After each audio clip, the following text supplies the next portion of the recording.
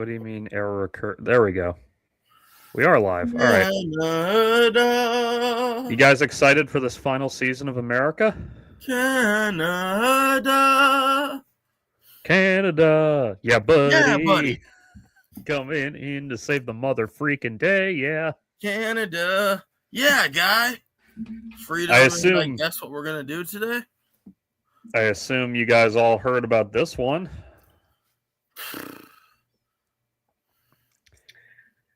Yeah. Yeah. Her literally her last name was good. Man. Jesus fucking Christ. Okay. Yeah, but that's also the name of witches. Well, yeah, but wasn't the Good Witch the one who was actually good? I haven't seen Wicked yet, so maybe not. No, I'm referencing Sarah Good from The Crucible. Oh, I haven't read or seen that.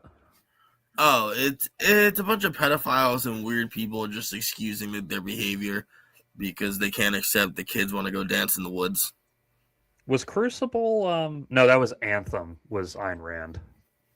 Yeah, no, Crucible's fucking. It'll come to me, but no, it's not Ayn Rand. Yeah, for some reason I always mix up Anthem and Crucible. Maybe they were in the same unit in an English class or something. I don't know. I've never had a teacher actually teach Rand, and I think if we had more of that, we might have less libertarians who think they understand it. True. I think it's kind of like 99 out of 100 people you ever meet who say, "Oh, I understand." However you want to say his name, the German dude, N-I-E. Oh, Nietzsche. I Thank think you. it's I can't Nietzsche. talk I think is it. Yeah. Anyone who says they understand his writing is wrong. Just because, like, it's hard. Well, not anyone, but most people you meet. It's hard. I feel like Ayn Rand is kind of a similar boat. Everyone wants to get the easy surface level knowledge and then just skip away. I'm trying to find something about the Fountainhead because I need to talk about how stupid it is. I just feel like I don't even hate her as much as I hate her fans. It's like... True. Well, she's dead and her fans aren't, so... Very big Rick and Morty energy. Yeah, except unlike Ayn Rand, Rick and Morty actually is sort of good when you strip the fan base away. I mean... There's some decent things to get from Rand if you don't try to, like, get hyperbolic about it. Hang on, I'm trying to find... But I've said it before to you, and I'll say it again, because you love this quote. I do. I know what you're about to say. Never met a single libertarian I couldn't beat in a fight, so... Self-sufficiency, my ass, buddy. Self-reliability, my fucking cheeks. What are you talking about? So... Okay, I was right. So, I wanted to read the synopsis a little to make absolutely sure that I wasn't remembering this wrong. So, Ayn Rand, she only has, like, a couple of books, right? Yeah. And the first one... Yeah, there's like Atlas Shrugged, The Fountainhead, Anthem, and I think that's probably it. Yeah. So, actually, maybe that's not the first one, but the only one I've actually read is The Fountainhead because it was taught in my junior year English class, and it was not taught in a, like, this is good context. It was taught in a, like, this is super fucking niche, and it's up to you what you think about it. People are really into this. Let's talk. There was only one or two guys who were really big fans of it, so I just knew to avoid ever speaking to them about anything. So there's a section in the Fountainhead. Okay, to be clear, can you refresh me on this general synopsis of the story? Howard Rourke, he's an architect, and he's all about like individuality and not conforming to existing styles, all that bullshit. This guy, yeah, I know, I remember now. So there's a section of it where he designs a museum. I think it's a museum. What are we preserving in the museum? Hang on. Maybe it's not a museum. No, they like defied his designs or whatever. Like he had all kinds of like crazy architectural shit in there, and they took it out without asking him. and he's pissed, so he fucking bombs the building. I don't think it's a museum, so I won't say that. But so he fucking bombs the building. And because he's magical protagonist man, he can magically make sure no one gets hurt. He does it when no one's there, like yada yada yada. It's impossible for this to fail. So then he gets put on trial for doing that because, it's domestic terrorism. And then during his speech, I believe he was acting as his own attorney as well, or maybe not, but during his trial, protagonist man. Yeah, during his trial, he admits that he did it and says that it was his right to do it because it was his design, and he gives a whole speech about the value of like ego and integrity and bullshit. And it works, and he's found not guilty, even though he admitted in court that he did it.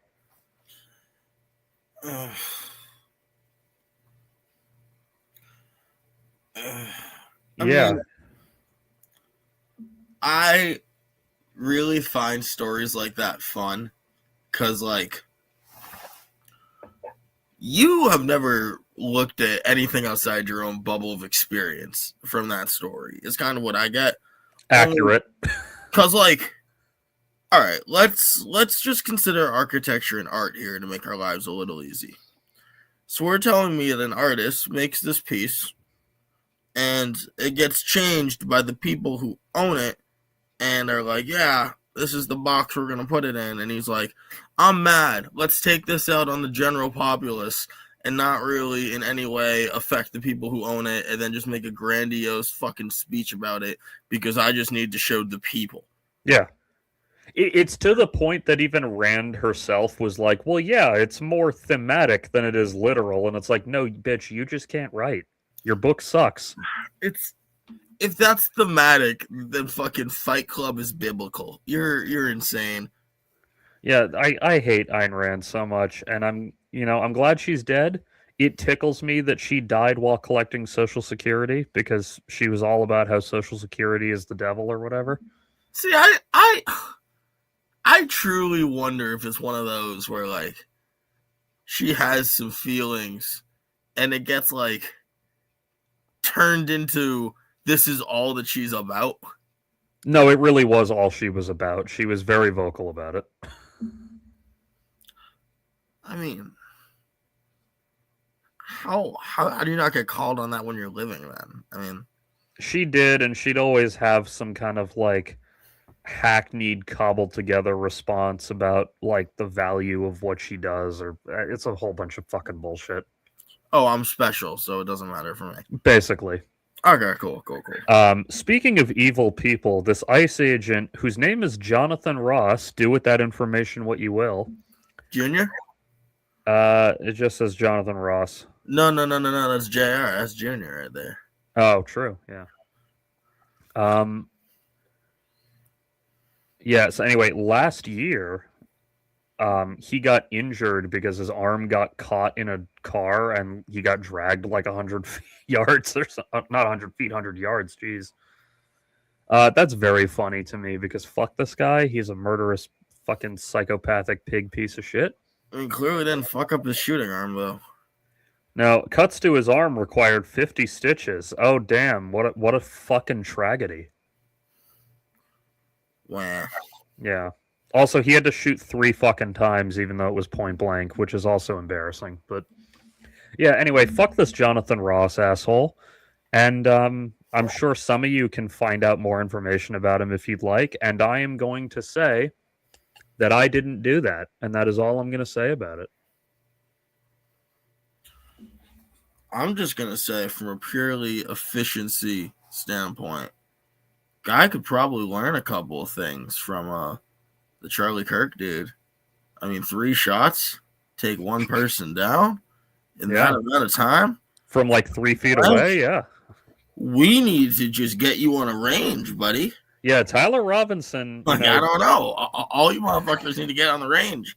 Tyler Robinson's Mormon upbringing definitely served him when he was taking aim at Charlie Kirk. I'll put it that way. Mormons love them some fucking guns. Mormons are religious about their guns. No, they literally are. Oh, I know. They don't just hoard guns because they're conservatives. They hoard guns because they think that the end times are coming. Well, I think there's like 3 ways to look at this. Because you're right about that. But there's also the second one, which is they needed those guns for a while to not get lynched every fucking place they showed up. True, if you go back far enough. Those guns were a necessary tool for a lot of these people, and I'm sure they hung on the wall like some Japanese swords. Yeah, you mean a katana. It means Japanese sword. That's why I didn't go and say Japanese katana like a fucking loser, because people don't know words. We are not an established gang yet. Bro, I'm playing Ghost of Yotei right now, so I'm actually learning like some of the terminology for various Japanese weapons, and I'm like, hell yeah. Oh, hell yeah, that's all. I know what a naga is now. Naga, please. I'm really glad you made that joke and not me. Oh, I was the only one who could, but it was right there. Someone had to. Like, I understand my assignment here. Yeah, you're like, what was that old fuck? What was it? Whose Line? I think they had the skit where like there was a service where you could hire a black guy to follow you around, and anytime you want to say the N-word, you just let the black guy do it. See, I know that was Whose Line. I've just seen that on like a TikTok. Yeah, I have too. I think it's from Whose Line. I know there's one rap battler who did it in like his whole thing once, and like everyone's just like, "Are you serious right now?" Because he had this buddy who's like, "Hold on, come here, listen here." I could like he just keeps pointing at him. Yo, why are you walking up on me? I understand. It's terrible, but it was a great time. I wish we could go back to when like that wasn't the only kind of edgy comedy that's allowed. True. How many iterations have you seen of the like dark humor motherfuckers when your joke is about Charlie Kirk and not minorities? Like there's been a million iterations of that joke. He was a father. I said it at the time, and I'll say it again. There is nobody on earth who stands to benefit more from Charlie Kirk's death than his children. Wrong. Who? I would say his widow, who inherited his entire company, which she went to apply for after leaving working with her Raytheon father. Yeah. And maybe the Raytheon father. I would argue their children benefited more simply because Charlie is no longer there to treat them like dog shit and probably abuse them sexually. You assume she's not going to get with another person of the same type. Oh, yeah, but for now, for this exact moment, they're not being abused by their father. That's like 6 months of respite at most. Oh, yeah, don't worry. J.D. Vance will be in there to fill the molestation gap real soon. Jesus Christ. He has to do it. If he wants to run in 28, which he does, he cannot have an Indian wife. I guess you're saying that'll be his turning point? Haha, yeah. Well, not much of a turning point, more of just a... It'll be him buying a new jacket. That's what it'll mean to him emotionally. Jesus, Leonardo DiCaprio, where's the tact?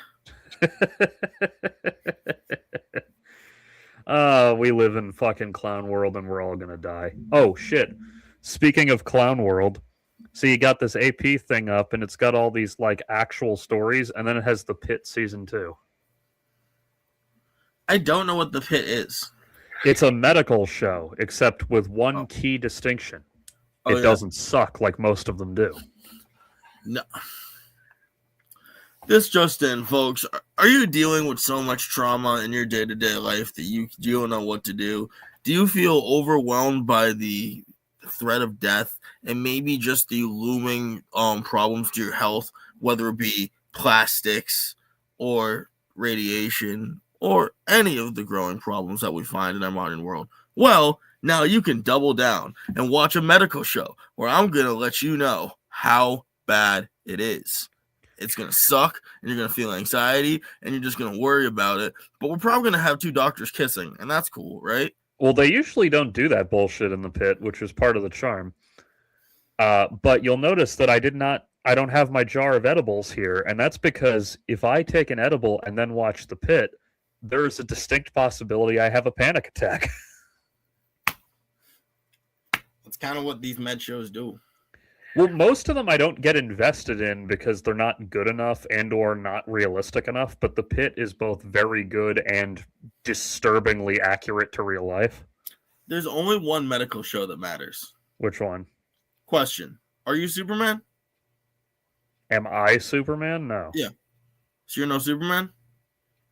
Oh, god damn it. I There you forgot go. that fucking theme song. I'm no Superman. That's the only medical show that matters is Scrubs. It's been so long since I saw any of Scrubs that I forgot that that was the song. I'm surprised I was ready for that. Yeah, anyway, you should watch The Pit. It's fantastic. No, but it sounds fun. It's also a medical show that fucking acknowledges the politics inherent to the situation, which is fantastic. Like, they're constantly fucking emphasizing the fact that, like, we're understaffed, we don't have enough money to do any of this shit. All these things people are coming in for are symptomatic of larger systemic problems. Give me the TV show that's like the opposite of that, where like, because like I'm tired of seeing a hospital that's underfunded, where I see this like nice nurse doing all she can and she's going above and beyond. No. Give me the hidden hospital in the Alps where dudes get brand new hearts. Like, have you ever played Hitman? A bit. Like, There's I know, this one level I know the thing you're referencing. where they have like this spa, but it's just like a giant medical facility. I want that, the TV show. I want rich people doing weird, rich medical shit. You know what they did acknowledge in The Pit that I never thought a medical show would? Anti-fat bias in medicine. Yeah, of course. Well, shows never fucking acknowledge that shit. Because the writing is hard. Yeah, exactly. Normally when medical shows are always all about like doctors trying their best with a genuine passion for it. And it's not to say that The Pit doesn't have those characters, but like the characters all have their own baggage attached to, and like there's a whole thing where they get a patient who's like kind of overweight and then they bring the other doctor aside and they're like, yo, was that a factor in why you didn't listen to this complaint? Well, yeah, because obviously he's complaining because he's fat, right? Yeah. Now, in that particular case, it wasn't because of that, but she was like, you've got a point and I got to make sure I look out for that in the future. True. But yeah, it's a fucking awesome show. Like there's like, oh shit, one of the doctors has like a history with abuse of some kind. Oh, the other one is caretaker for her sister. Like, oh, this guy's on drugs. Like, there's all kinds of shit. A doctor with abuse? I've never seen House. Well, I meant sexual abuse, but not that she was abused. Not that she is the abuser. They strongly imply that she was victim to it at some point in childhood. Unfortunately, the stats show that most people are. Yeah. They don't say directly that she is, but they take a sexual abuse case rather personally in that episode. So the implication is that she's been on the other end of it. Oh, God, the implications. Yeah. But it's... So, like, The Shift, it's like 24. Each episode is an hour of the day, and it's, like, almost entirely in real time. Except, unlike 24, they did it fucking correctly, and they didn't, like, have the city of Los Angeles forget it got nuked 6 hours ago. Is that what 24 is about? Yeah, well, 24 is, like, a, action spy drama, whatever. But, like, there's a season where, like... I think a nuke goes off in Los Angeles and kills like 10,000 people. And then 6 episodes later, they're no longer discussing it, which means that it's only been 6 hours. I mean, why does a nuke go off and only kill 10,000 people? Because it was like a homemade one or something. I don't know. I haven't watched 24 in like literally 20 years, but most of my extent on knowing 24 stuff is through South Park. Yeah, that's about all you need to know. I know that sound effect where it's like beep, beep, beep, beep. Yeah, whereas The Pit, when they do it, they remember that it's all the same day to the point that like a running bit about Noah Wyle having to take a piss comes back next episode because it's only been like 20 minutes. So they just I mean, they probably just write it in long form and chop it up, right?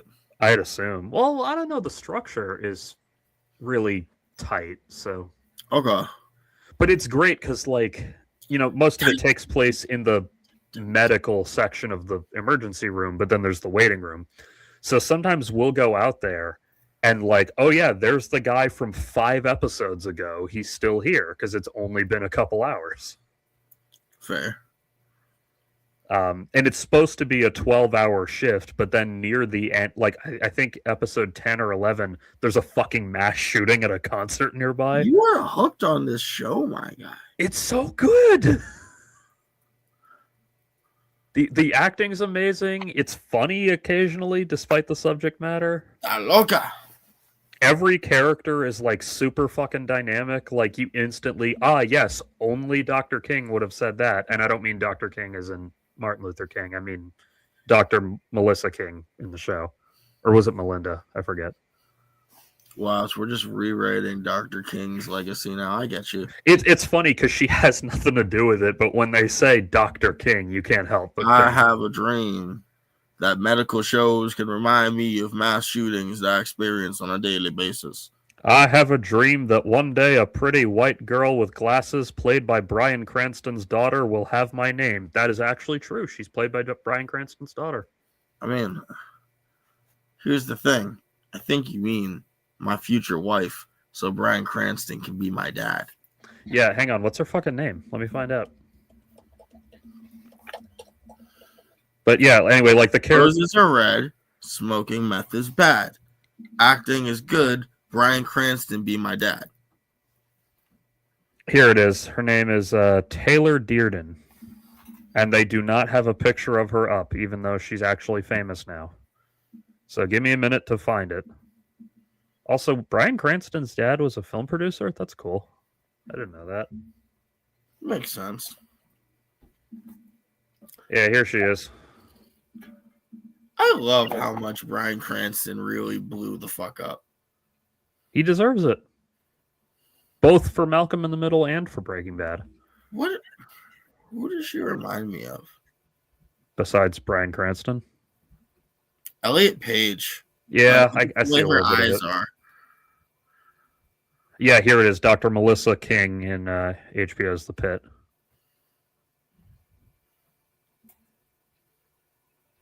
Yeah, it's so like back in film school, a thing I learned about screenwriting is like a good sign of a good script is if you can black out all the character names and still know who's talking.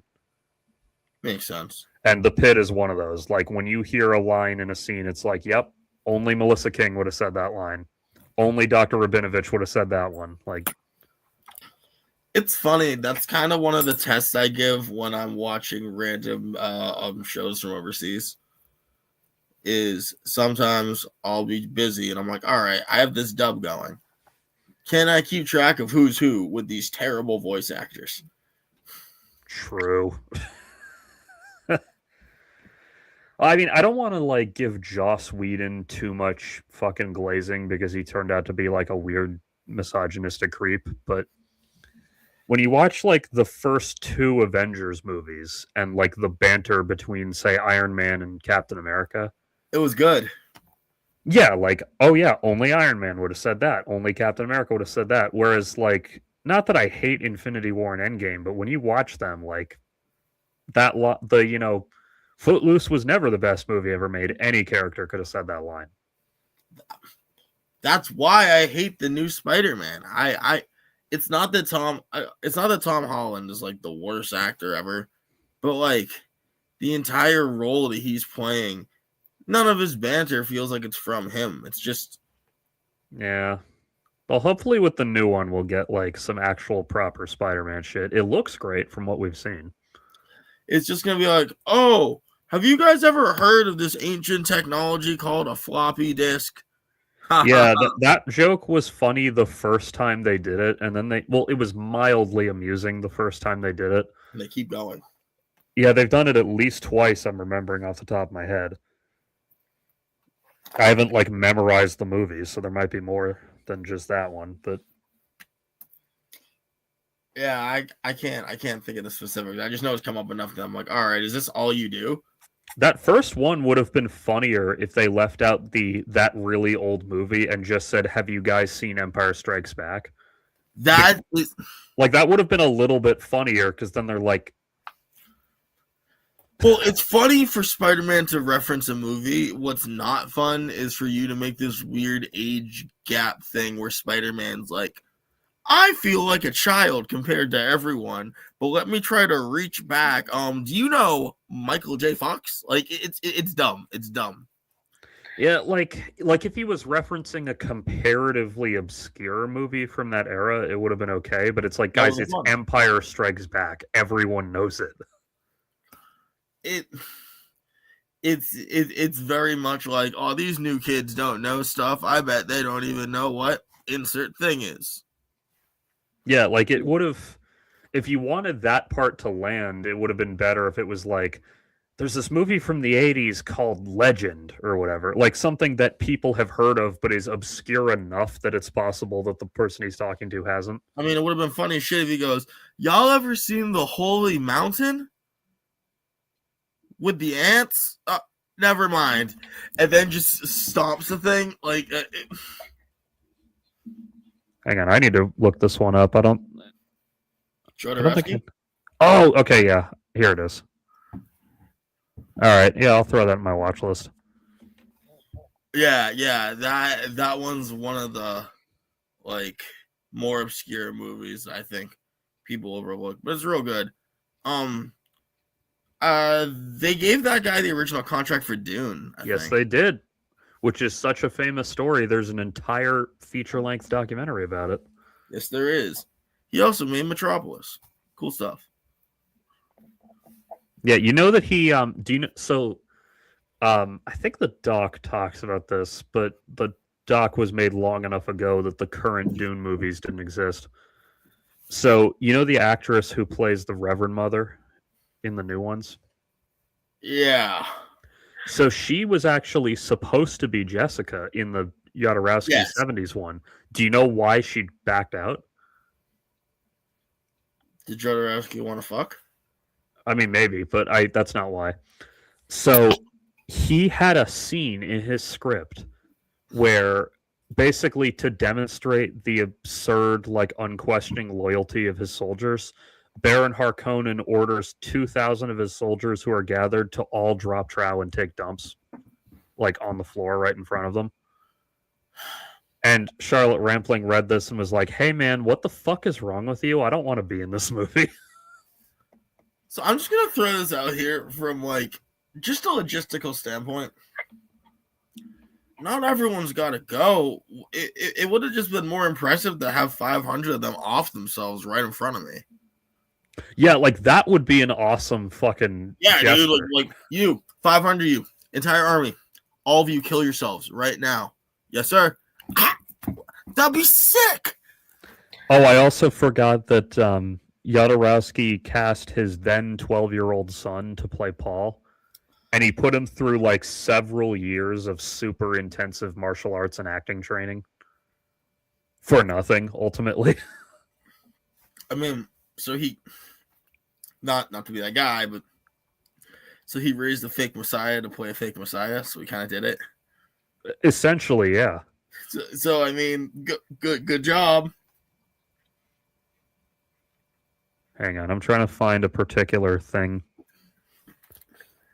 Man, his son's name was Brontus. That's a hell of a fucking name for a kid to grow up with. Is it named after Emily? I don't think so. Let me find out. Where is it? I mean, because that's kind of a neat name. It doesn't say. Oh. Yeah, here we go. He was put through the regiment of training in, or he trained with a guy who's a coach in jiu-jitsu, karate, judo, aikido, and also knife and sword combat. His training was intensive, 6 hours a day, 7 days a week over a period of 2 years until the film was shelved. That's a bit much.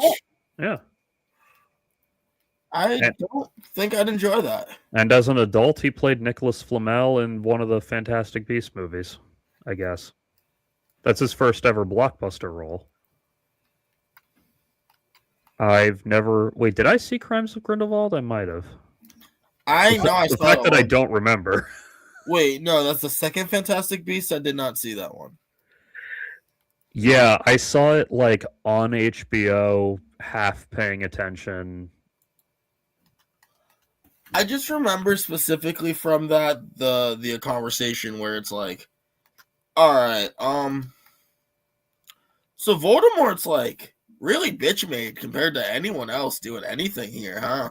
Well, there's the bit from whatever that show or movie is, like Voldemort couldn't even take over a high school. Voldemort could not do anything. He really was just bad at his job. Like, when was he ever not bad at his job? Yeah, and also Dumbledore is like kind of a fucking psychopath. Kind of. Yeah, I mean, they're in the movie. I don't remember if it's in the book, but in the movie, Snape even says like, "You've been keeping Potter alive this whole time, like a pig for slaughter, waiting for him to die at the proper moment." What the fuck is wrong with you, dude? I mean, yeah, but this is the same guy who literally had like a student army. Why are we surprised? In his defense, they made that army and named it after him without his consultation, at least in the movie. In not in his defense, where'd the room come from? Well, yeah, the room is a different thing. Well, hold on, but where'd the room come from? The room of requirement, isn't that just like a plot device that's been there the whole time?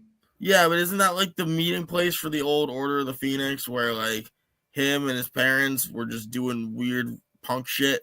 I thought that was fucking Sirius Black's house, but I don't know. It's been so long I since don't I fucking know, watched any of man. these, and I never read most of the books. So I didn't read the books because I have like something of a standard.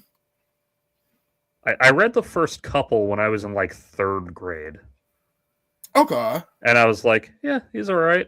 And I kept seeing the movies, but actually, I didn't keep seeing them because I didn't see the last Fantastic Beast movie. I mean, I don't know. First Harry Potter was fun. Yeah, I will defend the movies more because the Well, I'll defend movies. Daniel Radcliffe. Well, that too. But the movies have other elements that can buoy the weaker writing, whereas books don't have that. Like books don't have music or acting performances or visuals. That's a very good point. I like this point. Yeah, because like the first Harry Potter movie, let's say, like sure, the plot is kind of generic, but like melt ice, damn straight, A.K. Hirsch. Um, the plot of the first Harry Potter movie is kind of generic, but it's like, yeah, but like this shot is really cool. Daniel Radcliffe's really good in the role. Oh, they did this fucking awesome thing with the CGI. Like, oh, the music is incredible. I mean, Christ, fucking I still catch myself humming the Harry Potter music. What song? Like the main theme, like dun dun dun dun dun dun dun. Like the True. music in those movies, well, it's John Williams, of course, it's amazing, but Yeah, it's. I mean, all it takes to fix one good writer is a good composer and a bunch of good filmmakers and like a great actor, like a bunch of great actors who are like starting out and like a bunch of money on set, and then it's yeah. good. The movies are really well made. I know the writer's a bitch, but the team pulled it off. Yeah, that's exactly how I feel about them. And also, Rowling hadn't gone crazy yet when the movies were made, so she was only a bit of a cunt rather than a No, mega cunt. no, you're already crazy once you write the fucking Bank Goblins. There's no way around it. That's fair, yeah. You are already fucking cooked in the head if you didn't see it.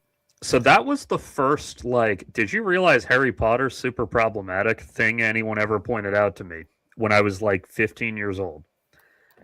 And at the time, J.K. Rowling's reputation was that of a progressive liberal.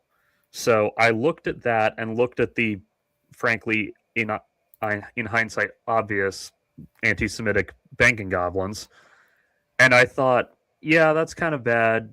maybe she just didn't think of the implications. Knowing what I know now, on the other hand, I've just never believed in her like that. And maybe that's just me. yeah, I mean, I didn't have like a cult of personality attachment to her, but like at the time they presented that to me, and I'm like, well, I could see how someone who didn't do enough research could accidentally do that. Yeah, exactly right. She could have just stayed quiet. She could have had a flawless reputation for literal centuries if she had forget adopting the right position on trans people. Shut up. If she had just not fucking said anything about them. Like, she could have been hateful quietly and we would have never known. And they'd be talking about her glowingly in English classes 300 fucking years from now. But she's such... Harry Potter's like the third or fourth biggest like work of literature in the history of the human race in terms of how many people have read it. And she managed to piss away that reputation simply by being so insufferable that even people who might have agreed with her didn't want to agree with her.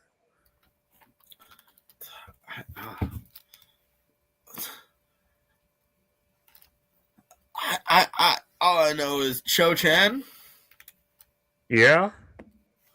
Like, Now, and I'm more forgiving of that one than most because this is the wizarding world. It makes sense the names would be a little funny, but it makes sense that Cho Chan is Chinese. I don't know, man. Oh yeah, they are both last names, but you know. Well, it's more just she literally went, "What's a Chinese people name?" And then went, said a word I'm not going to say, and replaced that twice. Yeah. And then, of course, there's Kingsley Shacklebolt, which is the coolest fucking name if it weren't carrying some really fucked up implications. Oh, the implications. Also, do you know who that actor is? Do you know who else he was? No. He was Captain Katanga in Raiders of the Lost Ark. Oh, shit. Yeah. Nice. I really like Captain Katanga. I wish they brought him back in something, because he's like... He only gets a little tiny sliver of screen time, but in that screen time, you learn so much about him. Random idea, just going to throw this out here. Yes. Sequel Indiana Jones, Shia LaBeouf, but we give him an old school style Sherlock Holmes drug addiction. That would be great if not for one thing, which is that Mutt is dead. Who? Mutt Williams, his character from those movies, is dead. How do we know that? Because they confirmed that he died in the last Indiana Jones movie. I mean, don't we live in a world of like things that bring people back to life and shit? Well, yeah, but no, not really. We have like the one thing that brings people. It doesn't even bring people back to life, the Holy Grail. It heals wounds, but it was lost. Just saying, God forbid, if we pretty much steal a Lazarus pit, say the U.S. government has one, say the fucking someone used it, he broke out, he's Dark Indiana Jones, now you need Light Indiana Jones to confront Dark Indiana Jones, he's going to bring Dark Indiana Jones to the light, it's going to be a segue for good Dark Indiana Jones. It can be cool. I don't know. I guess Death Eaters are either Wizard KKK and or Wizard Ice. I mean, they were a frankly ham-fisted allegory for the Nazis. I mean, By the way, this is the guy I was talking about, George Harris. That's his name. Now, he's retired, but if he weren't retired, it would have been really cool if he was the boat guy in the last Indiana Jones movie. Nah, do you want to know why Death Eaters can't be the KKK? Why? Because they're too stylish? They actually have a cool name. True.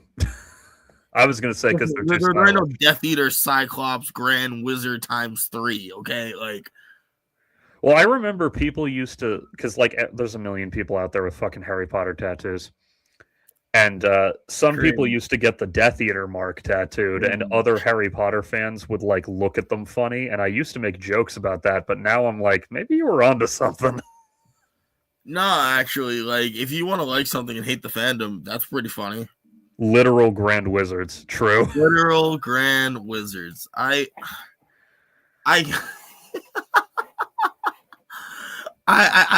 can't explain to you how funny it is being a D&D nerd who's also black. when anytime I get into KKK shit, because I'm like, you fucking losers. You fucking losers.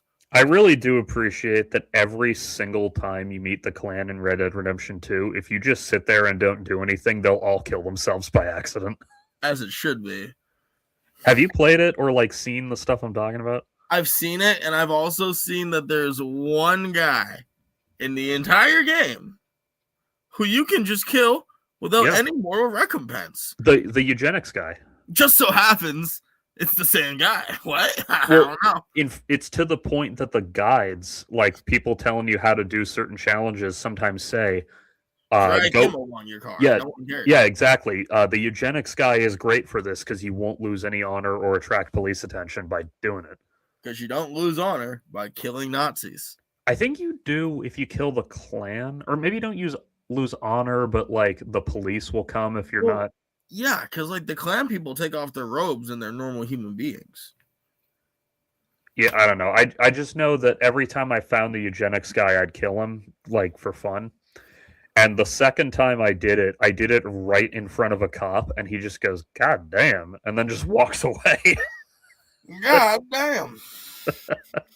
I didn't want to waste ammo, so I'm like stabbing him in the gut with my fucking knife right there on the sidewalk. Well, the Klan can take off the robes and they're the cops. True. Listen, John Denver said it best. If you don't like us, call the cops, because the chances are they're us. I didn't realize that joke was around back then. Like, I knew obviously the real phenomenon was, but I didn't realize that people were already making jokes about some who work forces. Could I have you pull up the lyrics to that song, please? Yeah. I can't play the actual one because exactly. But... No, I know how this works. But I can do whatever I want with my own voice. So, y'all know John Denver, Take Me Home Country Roads. Hang on, I just want to show this before you get into it. I searched the term friendly liberal neighborhood Ku Klux Klan, and the fucking AI is like trying to explain to me how they're distinct from each other. Like, no shit, dumbass. That's why I'm looking up the fucking song. Oh my god, I hate AI overview. How much water did that just waste? Way too much. That's the answer. Jesus Christ. So, but yeah, so fucking John Denver, the goddamn Take Me Home Country Road guy. There we go. I'm not logged into Spotify on this platform, apparently, but he went and had a great group, guys. Yeah, the Mitchell Trio that they named after the dude who left, and put out a bunch of anti-fascist songs. We've got some great quotes here, folks. Let's see here. Wait, is there a Clavern in your town? In your town. If not, why not have us down? Have us down. You'll never recognize us. There's a smile upon our face. We're changing all our dirty sheets and cleaning up the place. Yes, since we got a lawyer and a public relations man, we're your liberal neighborhood Ku Klux Klan. It's insane. It's insane. Every single German dances to the strain of the I was not a Nazi polka. I like this one better, but the Nazi polka one is great. Now, we've heard you say our leadership's not qualified to lead. Well, hang on, where is it? Oh, right, there you go. Well, I'm telling you that just ain't true. Why? 3 of them can read. Take our great exalted dragon. Now, some folks think he's bad, but you should meet his sweet old mother and her brother, who's his dad. Who's his dad? It's great. I just love it because it's so fucking ruthless. Like, they hit literally every joke there is to make about the Klan. And he's going to run for governor as soon as he's out of the can. It's such an awesome fucking song. Luke's arrested, Pa's on trial, and the rest of us are on the jury. Had a rally the other night, shot up town in fury. Luke's arrested, Pa's on trial, and the rest of us are on the jury. That's terrible. It's So great. I'm not an expert on the Klan's fucking There it makeup. is. Do they actually have fucking ranks called Klaxon and Kleagle and bullshit? Yes. Or oh Yes. my god. Yes. No. No. No. I've gone through. Yes. No. These are. Someone sat there with a fucking sheet and went down on jokes, crossing off bits they could do. I'm not mad at the Mitchell trio for including that, to be clear. I'm mad that the Klan actually calls the ranking guys Kleagles and shit. Oh, there's a yeah, no, because there's the Clavern meets with the Clax. The Clavern consists of the Claxons, the Kleagles, and Fucking Whoville bullshit. yeah, that's some conclave ass. Like it's. You ever think about Whoville being an ethno state? I've thought about that. We should have talked about this before Christmas, but fuck it, here we are. Yeah, fuck it, we're here. So there's a reason they treat the Grinch differently, right? I doubt it's just because he hates Christmas. Well, I mean, isn't the whole thing with the Who's is they literally don't listen to anyone who disagrees with the status quo? That's why Horton finds them, and then they're all like, "Nah, dude, there's no way there's a giant elephant in the goddamn sky. All of you, shut up." The relationship between Horton Whoville and Grinch Whoville is unclear. I don't know if it's the same place or like they're different. Like maybe it's like a Twin Cities situation, like Kansas City. No cinematic universe. Well, I don't know, because like Whoville doesn't really look the same in Grinch as it does in Horton Hears a Who. But they both have the truffalo trees, don't they? That's true. So like I said, maybe it's like a Twin Cities, like Kansas City and Missouri type of thing. That could work. True. And it also depends on which version we're talking about, because like the Jim Carrey Grinch gave the Who's more character flaws. Yeah, exactly. I think they are on different snowflakes. So each snowflake is a Whoville? Yeah. I mean, they were all on like a speck of dust in Horton Hears a Who. Ugh. I don't know. Like, if I'm going by the original Grinch book / special, which, by the way, the special had to fucking pad its length quite a bit to hit 24 minutes, because the book is only like 10 pages, of course. But in that one, it seemed to literally just be that the Grinch never thought to ask if it was okay if he joined them. To be fair, wait, hold on. Are you saying that the Grinch one's only 10 pages? Yeah, like the original kids' book version of the Grinch is like a kid's book, so it's. Well, yeah, so sometimes they're decently like they're like 20 pages sometimes, right? True, but my point is like whenever people say like, why is there a new Grinch movie, I point out like even the 24-minute TV special had to pad its length. I guess that's why they have like 3 fucking songs in it. When I hear people say, why is there a new XYZ movie, I think it's more, where the fuck are the new ideas? Well, I agree with that too, but then it's also like some ideas weren't meant to be feature-length movies. Agreed. But like... And yeah, when you piss in the snow, you're basically like being God with Noah's Ark. Noah's Ark is the most metal story of all time. I don't care. Back when Joe Rogan wasn't fucking crazy, he had a joke where he was like, if you told the story of Noah's Ark to a cognitively impaired 8-year-old, though I think he used a less polite term than that, yeah, he's going to have some questions. I mean, I more just think about just from like a sensory perspective. If I'm on like a boat that's just like a normal wooden boat, I don't got like layers of fiberglass and shit. Yeah. And there are millions or billions, I don't know what number we're going to use, a lot of people dying. And like, they're all getting fucking impaled on mountaintops and swooshed around by waves like they all just showed up to the wrong water park or something. It's that's gotta sound like the breakdown of the illest pit you've ever been in. You know what I'm saying? Like, so I can't. You're correct, by the way. I can't find it, but there's a comic I've seen a million times where it's like the kid in fucking Bible class or whatever, And he raises his hand and he's like, "Hi, so I just did some math on my calculator. In order to flood the entire Earth in 40 days and nights of rain, the rain would have to be falling with roughly," and he has like whatever the number is, amount of force, and he's like, "and that's about the equivalent pressure of a fire hose. So why did the ark not melt like cotton candy?" I mean, I'm not gonna lie. That's a little bit of a silly question, because like one, Noah's Ark ain't even a Christian thing; it's a Sumerian thing. True. Nothing in fucking Christianity is original. Well, I mean, robbing the Romans of shit the Romans rob of other people is kind of original. That's true. This isn't the one I was looking for, but it does give me a kick every time I see it. Yeah, I know. I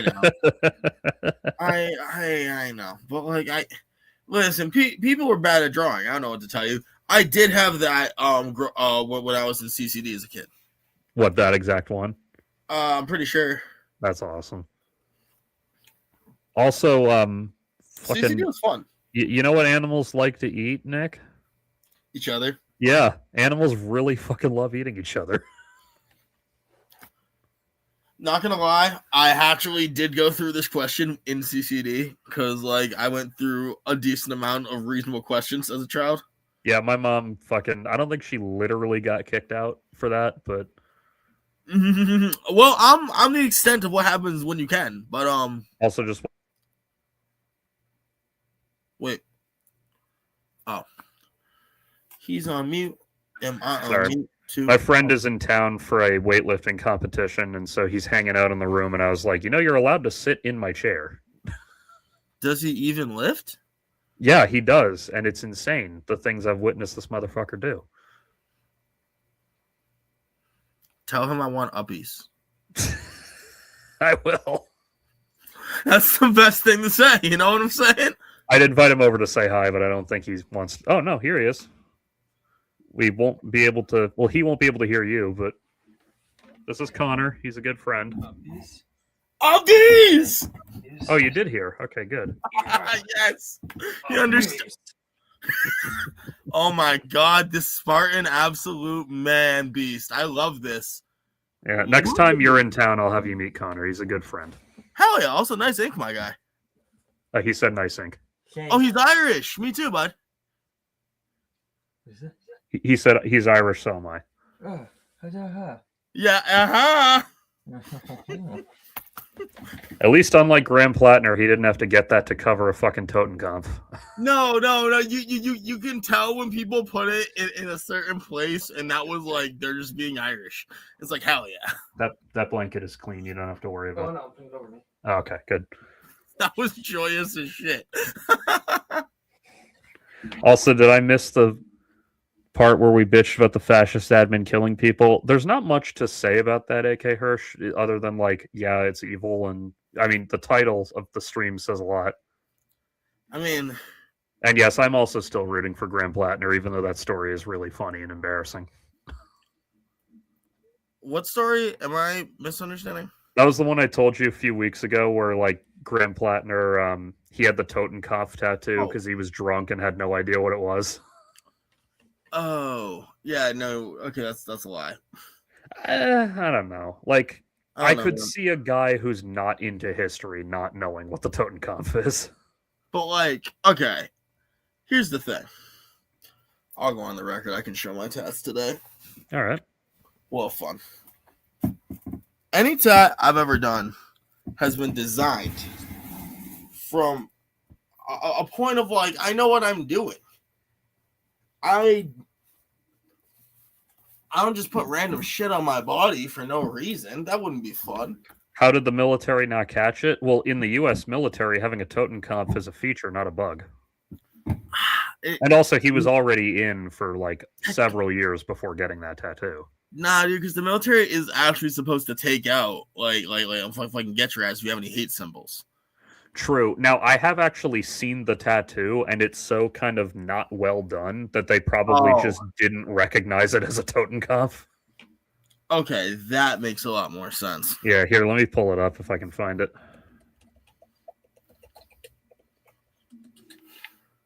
I can find what he's covered it with since. Oh yeah, here we go. Open image, a new tab. Yeah, so this photo doesn't really.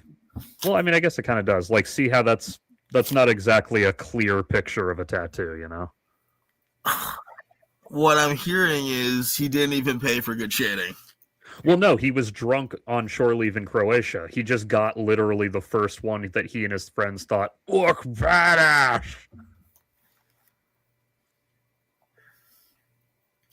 How do I put this without exposing too much?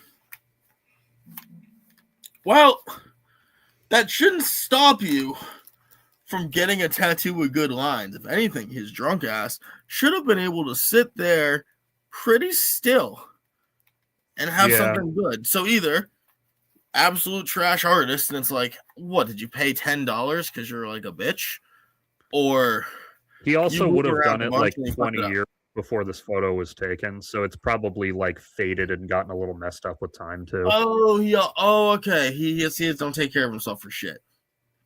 Well, yeah, it was just a tattoo he got on a lark and was like, that's fun. And yeah, then but like didn't think about it ever again. Did you not see that when you have like that's in a place that's constantly covered by a shirt, it gets almost no UV. That shit should be the least touched when you think about it. Wonder if it was a joke from the tattoo parlor or if the guy was just a Nazi. From the way Plattner told the story, they just picked it out of the book. Like it was one of the default It was options. in the book? Like they just said, here's some default designs, and they found the skull looking one, and they were like, hell yeah, skull and crossbones. I've seen that in Call of Duty. I'm sure that's fine.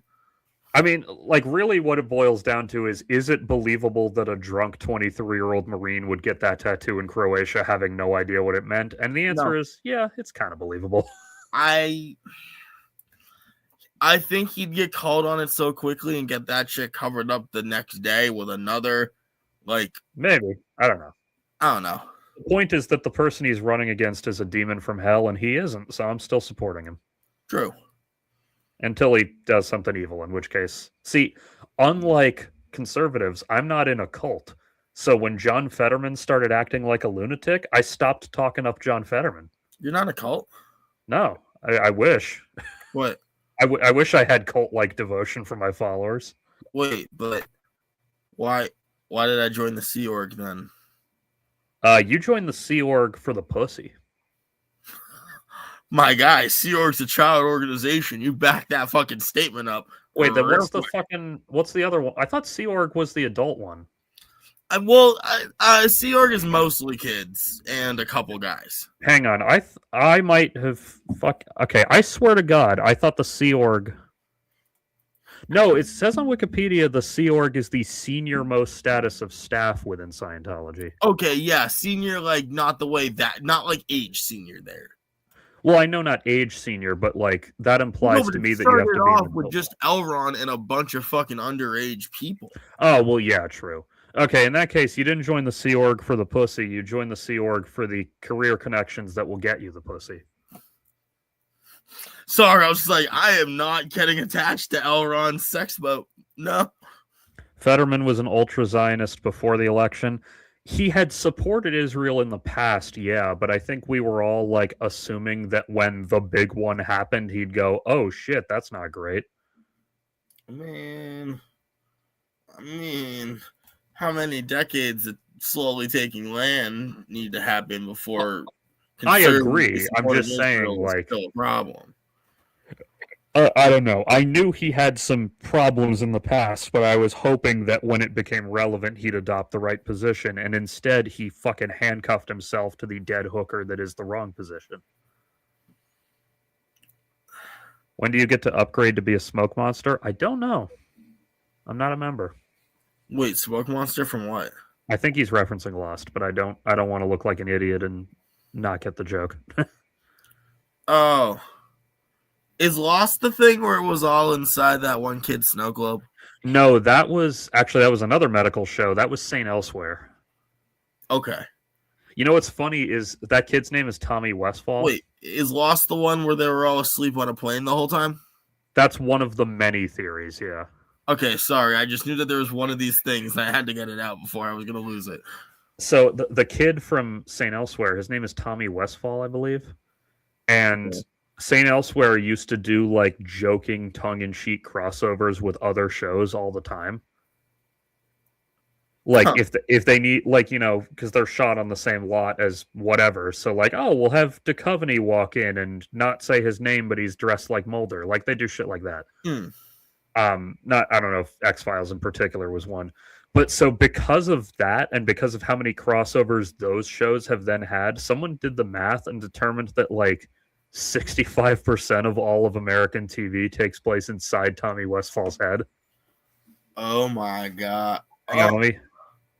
Oh, so it's like that one fucking hotel that is the linking point for 10 different franchises, including Holmes. Yeah, kind of. Yeah, here it is. Tommy Westfall is a minor character from the television series St. Elsewhere, blah, blah, blah, blah. Played an increased role in one of interpretation. They were pretty fucking heavy-handed with what they meant. As characters from St. Elsewhere have appeared on other shows, and those shows' characters have appeared on more shows, and so on, a Tommy Westfall universe hypothesis postulated by Dwayne McDuffie. Oh, cool. Argues that a significant amount of fictional episodic TV exists within a fictional universe imagined by Tommy Westfall. Huh. That's pretty cool. Yeah, I didn't realize that Dwayne McDuffie came up with that. I don't know the name offhand. Well, you know him from Static Shock. Yes. But God. he's a co-founder of Milestone Comics, which is, by the way, fucking awesome. I've been reading their shit now that it's finally collected.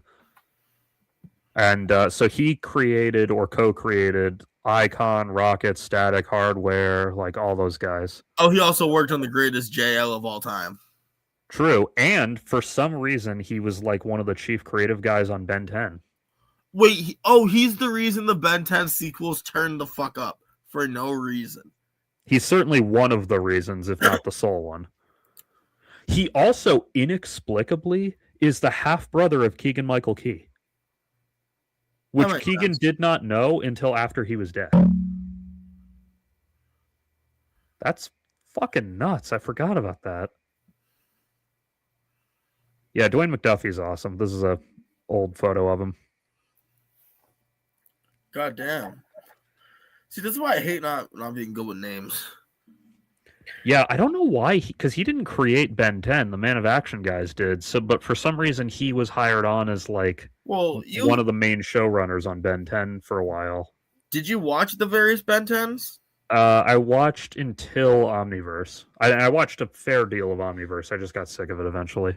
True. Is that the one where they have the alien that's like 3 bodies, but they're... No, that's the Ultimate Alien. Yeah, Omniverse is the one where they made the art style hideous and cartoony for some reason. And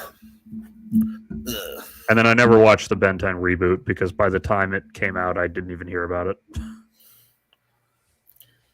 But yeah, I loved Alien Force and Ultimate Alien a lot, and I think Dwayne McDuffie is like a key piece of why that is. Something that I love is all of the various, like, would you rather have this weapon or this random thing? And anytime there's an Omnitrix, yeah, better bet your ass there's like 2 dudes in the comments section fighting for their life about why an Omnitrix is the greatest invention to ever exist. Well, it does kind of like it is a game breaker against other magical weapons. Is it? Well, if you really master, because obviously the reason the Omnitrix has drama attached to it is because Ben hasn't mastered it, and so it does shit that he doesn't want it to do. But the reason, okay, like, hear me out. I get an Omnitrix can transform you into like an average version of any alien, right? But like any superhero is not an average version, or like most superheroes are not even average versions. It's kind of unclear whether they're an average version or what. Well, I would assume that other ones from the planet and they're comparable. Well, I would assume that Azimuth took samples from like good representatives of the species. Yeah, but like, okay, like, I don't think Goku's getting clapped. I don't think anyone who's ever been a hero who's risen above their limits is getting clapped by an Omnitrix. Humans are just squishy. We got shit stats. True. Facts. Well, see, here's the thing with the Omnitrix. If you can get, and this is a big fucking if. True. If you can get Alien X on board with whatever shit you want to do, you win. It's over. But isn't getting Alien X on board getting two beings who perpetually disagree with each other to agree on something? Yes, and that's why there's still drama, because you can't just whip out Alien X to solve every fucking problem. I'm not disagreeing with you there. Yeah. You know what McDuffie used to do that I really... So Congress, fucking true. So what McDuffie used to do that I loved was that he, kind of like Greg Wiseman for Young Justice, he had like the board up that he'd post on and answer questions. True. Like he'd fill in lore details and shit. I love that. Like, I guess at some point he did confirm that the Omnitrix is somewhat sensitive to Ben's emotional state, and that's why if he gets really mad, it seems to suddenly be fully charged again. Well, yeah, I mean, haven't you seen Ben 10,000? Well, yeah, but I'm saying every time, like... Well, no, I mean, like, Ben 10,000 would, like, flare different feelings almost. Yeah, but he had the, like, Master Control Omnitrix. True. I mean, I thought the Master Control Omnitrix was you literally put the Konami code into your Omnitrix. Basically, yeah. Oh, can I point out how fucking funny it will be? Up, up, down, down, left, right, turn, smack. Well, they did that in Wreck-It Ralph. The code to get into the candy vault was the Konami code. Oh, yeah, no, that makes me very happy. There is something funny, though, speaking of that. I remember catching this at the time, even as a kid, when Ben finally, at the end of Ultimate Alien, detonates the self-destruct for the Omnitrix. The code to destruct it is the exact same one to destroy the Enterprise from Star Trek 3. What? Yeah. Like, the code is... It's I don't remember the whole thing, but I remember it's code 000 destruct 0. That's... And I was like, as a kid, I was like, that's from Star Trek 3! Oh my god. Hold on for 1 second. All right.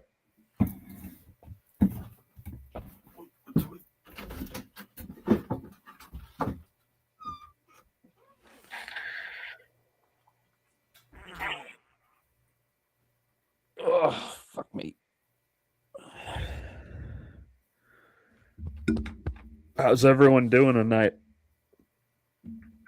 Is everyone else also going to watch The Pit the second this show is over? Because I sure as hell am.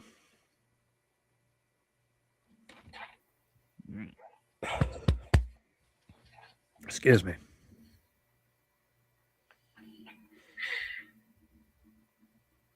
And Hirsch, I'll respond to your thingy when Nick gets back.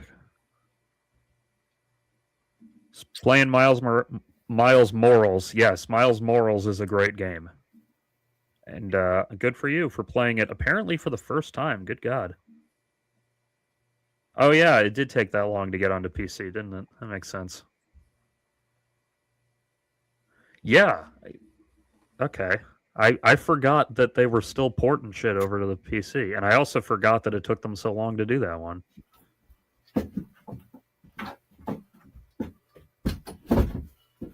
The dragon is dead. I have slain it. Nice. Sorry. I was waiting to share this. The Master Control lasts as long as you want, so that means the time limit is just a safeguard. Yeah, I think you're right. I don't remember the time control. Well, what he's saying is, like, the fact that you can enable Master Control permanently means that the like timeouts for the Omnitrix are just a safeguard, because like that's the whole thing. Is that yeah. It would also explain why the time to be an alien seems to last however long the plot demands it be. Well, I mean, didn't is it Asmith or Asmith? Asmith. Didn't Asmith go on the record and be like, "This isn't a weapon, you fucking jackass. It's pretty much meant to be a tourist. Be a tourist in space." not only that, it's also, to bring it back to Noah's Ark, he actually directly invokes Noah's Ark because he says the other purpose of the Omnitrix is to bring back an extinct species. And he literally says to Ben, the Omnitrix is Noah's Ark and you are Noah. How can it bring back an extinct species? Well, it contains a sample of the species, so it can do some like sci-fi wiggly wom, whatever the fuck. To But how's like, it extinct in the first place? well, because he got it before it went extinct. But it didn't go extinct because he had it. Well, he's saying if a species goes extinct, you can bring it back. So Ben's the eugenics guardian. More like the Noah's Ark, but yeah. It's designed to create shared experiences across the galaxy, like walking a mile in another species' shoes. Yeah, I think the Taurus machine. Well, it is, but I think Ultimate Alien, when they were going into like one of their really high stakes battles, Azimuth tried to prevent Ben from going, and he said, "You're too valuable to lose because the Omnitrix can bring back any species who gets exterminated."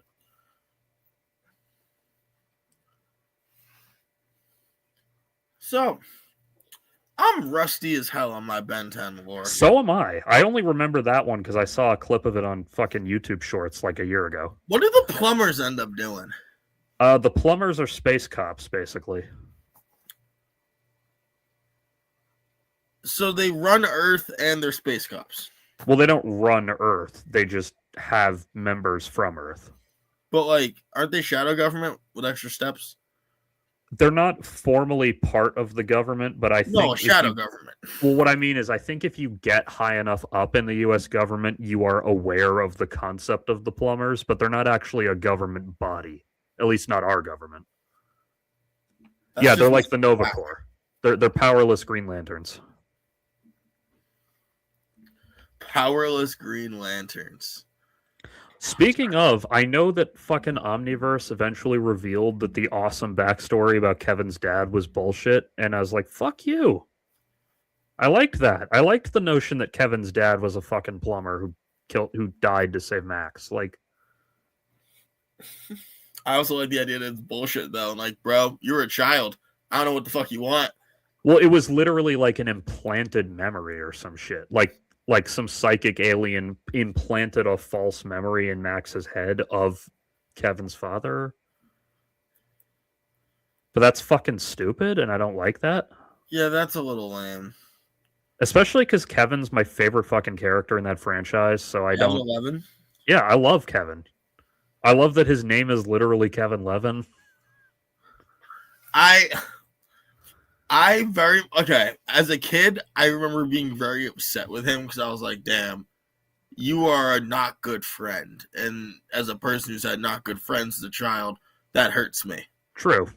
But, like, then when you get older and you see, like, older versions of Kevin Levin, him and his car are the funniest fucking thing to me, bro.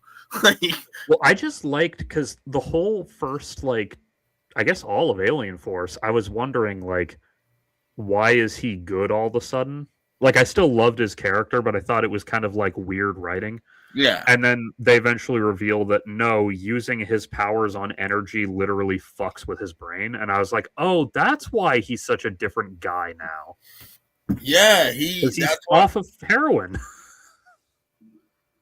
He's pretty much gotten off drugs and only does certain things now. Yeah, Connor, the reason he was called Kevin 11 originally was because he had absorbed all 10 of the aliens from the Omnitrix, and he had his 11th form that was like the fucked up, like, substance looking thing. To be fair, he could do the same thing Ghostface could do, which was mold a bunch of the Omnitrix powers together. And his solution, because he was a child and his name was Kevin, was to be Kevin 11. I don't think they ever even called him that in the show. I think they just called him that on the action figure, but maybe. Are you sure? Because I remember he called himself, like, he's like, you're Ben 10, I'm Kevin 11. Oh, yeah. I think he only said that once, though. Fair. I mean, I just thought at one point he said something of the kind. Because I remember that about Ben 10, the fact that, like, that they didn't do the hokey like action figure shit that a lot of other kids cartoons I watched did. So what is Ghost Freak? Was he haunting the watch? He was a sample who like gained sentience or something, right? No, Okay. I somehow know this one. So the sample that they got was like partially sentient already, and like pretty much made a plan to turn his sample into a Horcrux. Is the best way I can put this.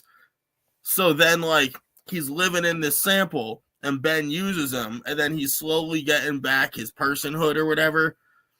And then he comes back and like, I'm taking control now. This is mine. Yeah, they did something with that with Big Chill as well. They did something kind of similar. Who's Big Chill? He was the one with the like moth wings and the ice powers. He was in like Alien Force and shit. Oh, fuck yeah! I don't have the best recollection of the Alien Force guys. Like I remember some of them, but okay, because like that is where I get really rusty. I know that's what Ghost Freak was. Hang on one sec. What'd you say? He's just a big blue bat. Yeah, that's it. Thank you.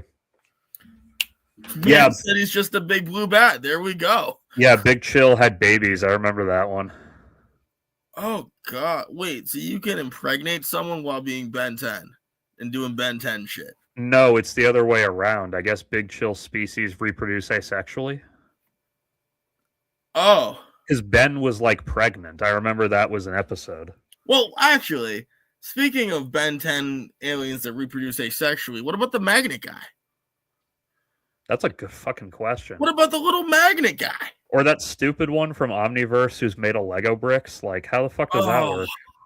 That one pissed me off. I wanted, like I think that at that point I was like, hey, can I get back some of my old goodies? Yeah, like the second Omniverse opens with like Gwen and Kevin are moving out and Ben's got a new partner. I'm like, here we go. Like I liked Rook fine, I guess. Just it's fine. It's just like, gosh, we're really changing everything for the sake of changing everything. What about Echo Echo? That's a good fucking question too. Wait, is Echo Echo the guy I'm thinking of where he like breaks off? Yeah, he can like create duplicates of himself. Yes, that's who I'm thinking of. Sorry, like I called him Magnet Guy. I'm thinking of Echo Echo. Now the real question is, way big. When his species fucks, do they set off like earthquakes or something? I mean, can they fuck in space? Could way big breathe in space? I feel like maybe. Well, maybe not breathe in space, but I feel like he could hold his breath long enough to survive the vacuum. Yeah, I know. I mean, like, you don't gotta full on breathe. You can, like, go up, fuck, and come down. Yeah, well, I mean, for most people, it wouldn't take very long, so... Well, I mean... They just create cum tsunamis. True. I read this book recently called Project Hail Mary. And if you guys don't mind me getting into a little bit of some spoilers. Go ahead. That's what the Milky Way is. Fuck you. Oh my god. When it rains, stars stay salty. The gods are crying. When we are birthed, it's because the gods just came. Oh. Actually, there probably is something of that to why they call it the Milky Way, because Greeks. But packed with astronauts, true. Oh my god, I'm gonna astronaut. Wait, actually, you're in space. In space, no one can hear you come. So it just goes.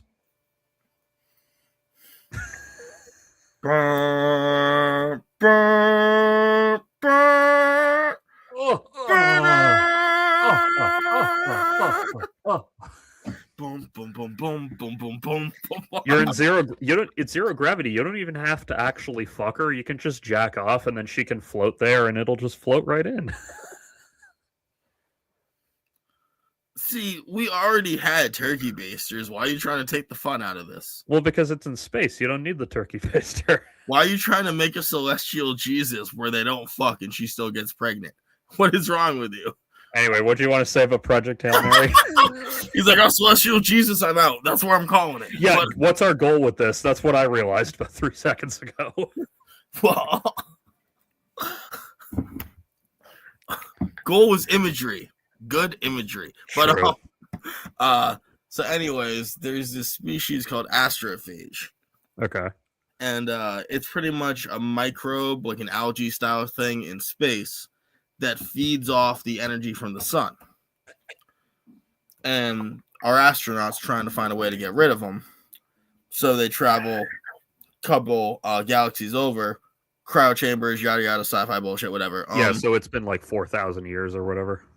No, because they got them like right under the speed of light. Because yada yada. We got really good food or fuel sources because we can use this thing that feeds on the sun as fuel. Okay. And so like we get a really good ship going and we fucking send the dude. And so anyways, he starts studying this alien creature, and there's this planet that they migrate to. And the whole idea is they migrate to the species, they breed there, and then come back, kind of like a lot of underwater species do. Okay. And so, like, I don't know. It was just talking about how, like, a lot of the breeding patterns that could come up could be similar to things we know of, just if we extend the patterns out. So, like, I don't know, to bring us back to where we were, maybe that big-ass motherfucker has to migrate to space, and he sees another big-ass bitch in space, and he's like, and then they fuck, and then they go home. That makes sense. Maybe he's like one of those fucking salmon or whatever. Like he doesn't even actually get to. Well, maybe he doesn't even actually get to fuck. Maybe she just lays out some eggs and he goes and like jacks off on the eggs. Like, oh my god, you had to bring it there. Why couldn't we? Things could. You didn't have to. We all understood what you meant. I feel bad for him, man. And also, we don't all understand. There's plenty of people who have no fucking clue on the breeding habits of salmon because I barely know. I only know because of goddamn Magic School Bus. Yeah, Miss Frizzle really just teaching people how fish babies just come about. I like that when they did the new Magic School Bus, they had like her sister as the new Miss Frizzle. Because you can't replace Frizzle. They're like, no, we're not doing that. Well, I knew they weren't replacing her, but then they actually literally had the old Miss Frizzle make a cameo as well, and I was like, oh, cool. They did? Yeah, they had like her walk in as like a one episode little like, oh yeah, this is my sister from wherever type of thing. Are you just looking that up right now? Maybe. What was that one fucking kid in Magic School Bus who never wanted to go on? Yeah, that's Arnold. That little... I don't know how I knew, but I knew. When I was a kid, I was like, yo, shut this Weasley little fucker up. And now in hindsight, I'm like, he was onto something. Nah, do you want to know what part of the problem is? What? I grew up with one of the greatest animated shows about children ever. Which one? I remember. I haven't seen Recess in so long, but I remember liking it. So when you grow up with Recess, you like Recess kind of teaches you class solidarity. Don't be a fucking scab. Oh, the little that little fucker. I hated that little fucker. It kind of teaches you this in small increments. And looking back, I think it tainted my view of every other Arnold ass dude. Because I'm like, nah, bro, whole gang would fuck you up. Well, in Arnold's defense, when the chips were down, he always helped. Exactly. No, it's Arnold's just that he was a cowardly little shit. Well, you might argue he's not cowardly, he's brave. Because he's fearful, but that fear never crippled Arnold. True. And to be honest, if I was a child, I also wouldn't want to shrink down and go to space or go inside someone's fucking ventricle or whatever, so... I just don't think cowardice is being afraid to do something. I think cowardice is being unwilling to do it because of fear. Also taught me the dangers of capitalism and monopolies. True. Facts. Yo, King Bob? Homeboy's talking about King Bob right now? I assume so. I haven't watched Recess in forever. But nah, bro. I know what we're talking about. We're talking about Fuck's his face, kid. My question: why the fuck didn't he just stay home or not go to that school anymore? Poverty. That's the only school in town because Nah, Arnold wanted to urban go on white. the adventures. Haven't you ever wanted to do something, but like then you go to do it, and like your body's just like, Arnold liked those adventures.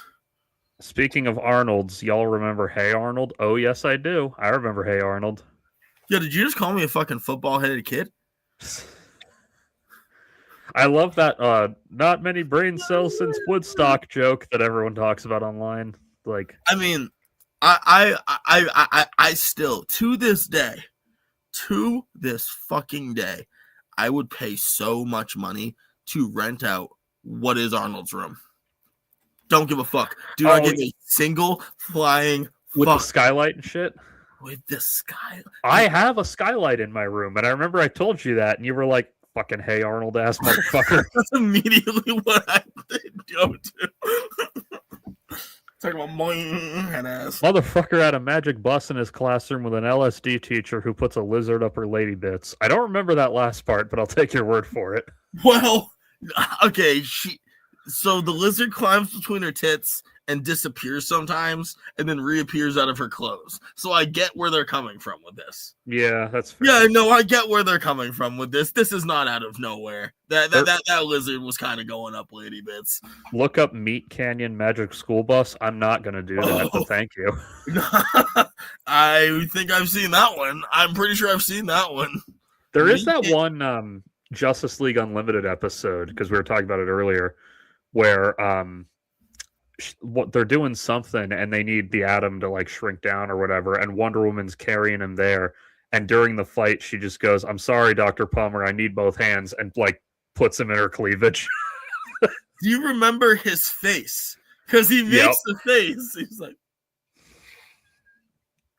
he's trying so hard to not be like, yeah, I think that if I remember correctly, that's the same episode where Batman like kamikazes the Batwing and then he's falling, and he just very casually says into the comms, "I could use some air support since I can't fly at all. Now would be good." Wait, isn't that the Nanobots episode? I think so, yeah. I think that's so ironically, that's the same one me and you were talking about in private the other day, where that general's like, "What do you mean you have a fucking space laser?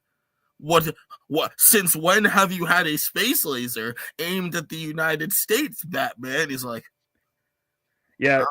I don't know. You know what's funny is that storyline predates the Civil War comic, the Marvel Civil War comic. It's so good.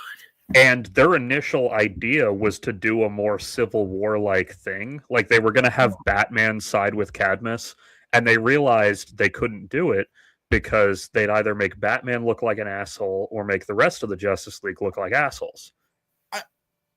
And then sure enough, when Civil War came out, you made everyone look like an asshole. They really all do look like dicks, but I'm going to throw out here, I'm rusty on my Civil War knowledge. Who are the main proponents of the side that absolutely not, you don't get my superhero info? You mean the anti-registration side? Yes. Captain America was the leader. But who is the other two people I'm thinking of? There's like two other people. Well, in the movie, I could go through that, but we're talking about I don't remember. Well, Spider-Man started off on Iron Man's side, and then he defected. Yeah. I don't remember who the fucking factions were. Was it T'Challa? No. Luke Cage? Maybe. Let me look it up. I keep forgetting I have a fucking computer in front of me. I feel like there's a black person that I'm trying to say without saying it out loud. Yeah, no, it's probably Luke Cage. Thank you. Cloak and Dagger? Maybe. Let me find out. The X-Men are neutral. Well, yeah, because the X-Men are like, y'all never cared about mutants, niggas. Anyway, why should we care now? Okay, so unregistered heroes include all these guys. Okay, let me go real quick. Arachne, Cable, Luke Cage, Captain America, Colossus, Cyclops, Havoc, Diamondback, Black Panther, Storm, Cloak and Dagger, Spider-Woman, Daredevil, Iron Fist, Falcon, Wolverine, Clyde, Nick Fury, Hercules, Night Nurse, Young Avengers, including Hulkling, Wiccan, Patriot. Hawkeye, Speed, Vision, Ultra Girl, Triathlon, Living Lightning, Invisible Woman, Human Torch, Silhouette, Firebird, Machine Man, Spider-Man, Justice, and Stingray. Huh. Yeah, they don't necessarily got giant hitters, but that is not a team that's going down easy. Yeah, I hate to give the Russos any fucking credit because I kind of hate them ever since Electric State came out, but I think their take on Civil War is better than the one in the comics. I think it's more nuanced.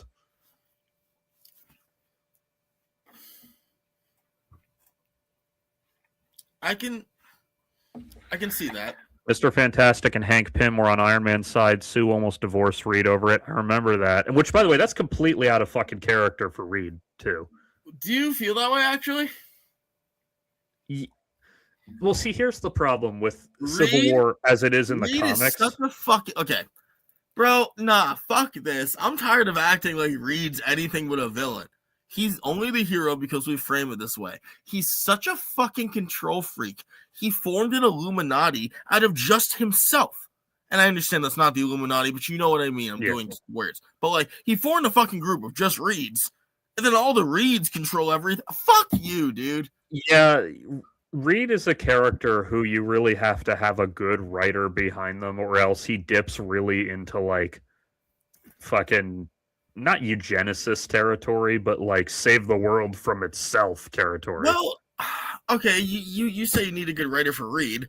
According to the Council of Reeds, Reed is the best of them. Okay, so that's good to know. Okay, but why is there a Council of Reeds?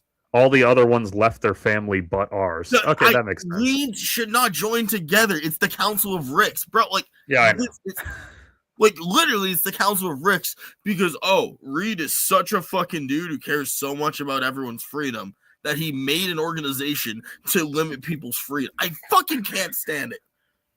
Yeah, that's fair. But what I like about the movie take on it, well, yeah, Doom, of course, but what I like about the movie take on Civil War was that the argument between Captain America and Iron Man was not about should superheroes be regulated at all. It was, is this deal gonna fuck us? I mean, you can always make a new deal if that deal will fuck you. And Cap literally picks up the pen to sign it at one point, and he only doesn't because Iron Man makes like a snooty remark and pisses him off again. I don't like that because I would prefer Cap's ideals to be okay. I like when Captain America is such an old school American value dude that there is literally a culture clash, like the politics jokes we all make nowadays. We're like, oh, if you look at Dwight D. Eisenhower, he'd be a centrist, and Cap's like, nah, bro, all of you are insane. Freedom is not this. I don't care. No.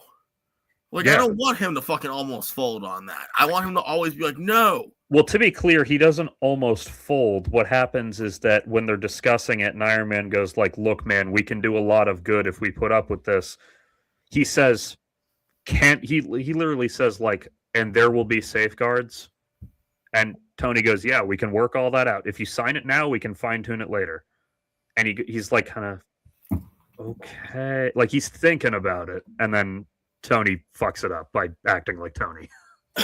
So MCU confuses me just in terms of like power scaling with times like this. Because like, what does the world know of Wakanda? At the point of Civil War, nothing. So like, multiple heroes have to have come into contact with T'Challa at least once, right? Not until Civil War, but yeah.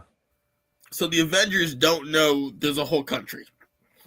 No, they meet T'Challa in the Civil War movie.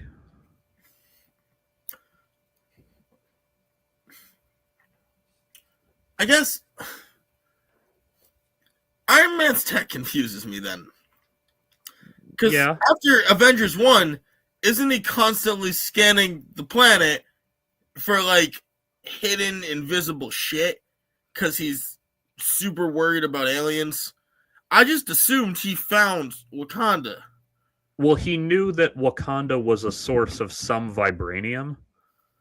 Like he knew that in Age of Ultron the year before Civil War, but he didn't know there was anything based around that. He just knew there was like one natural mineral deposit of it.